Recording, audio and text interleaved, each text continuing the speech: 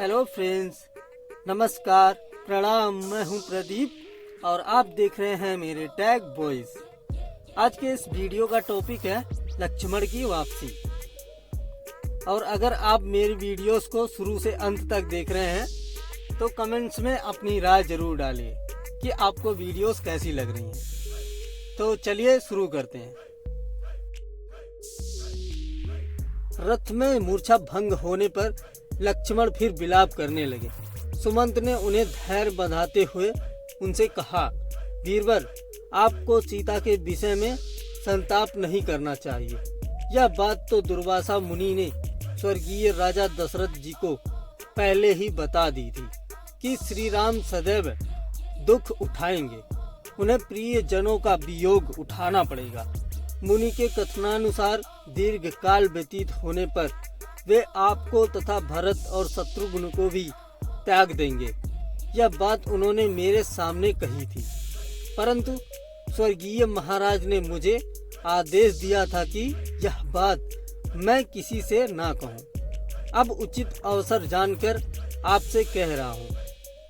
आपसे अनुरोध है कि आप यह बात भरत और शत्रुघ्न के सम्मुख कदापि न कहें। सुमंत की बात सुनकर जब लक्ष्मण ने किसी से न कहने का आश्वासन देकर पूरी बात बताने का आग्रह किया तो सुमंत ने कहा, एक समय की बात है, दुर्वासा मुनि महर्षि वशिष्ठ के आश्रम में रहकर चातुर्मास बिता रहे थे।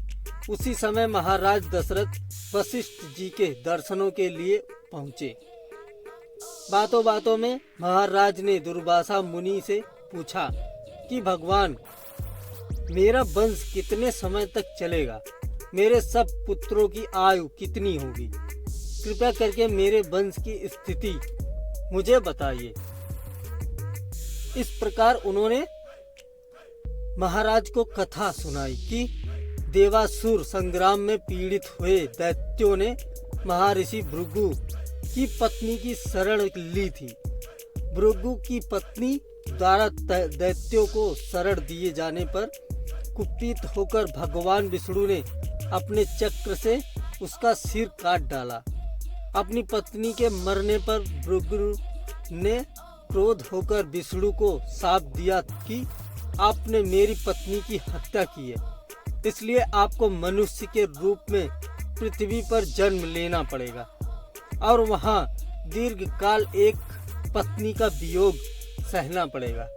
शाप की बात बताकर महर्षि दुर्वासा ने रघुवंश के भविष्य संबंधी बहुत सी बातें बताई। उसमें आप लोगों को त्यागने की बात भी बताई थी। उन्होंने यह भी कहा था कि रघुनाथ जी सीता के 2 पुत्रों का अभिषेक अयोध्या के बाहर करेंगे, अयोध्या में नहीं। इसलिए विधाता का विधान जानकर आपको शोक नहीं करना चाहिए। ये बातें सुनकर लक्ष्मण का संताप कुछ कम हुआ। कोसनी के तट पर रात्रि बिताकर दूसरे दिन दोपहर को लक्ष्मण अयोध्या पहुंचे। उन्होंने अत्यंत दुखी मन से श्री राम के पास पहुंचकर सीता के परित्याग का संपूर्ण वृत्तांत जा सुनाया।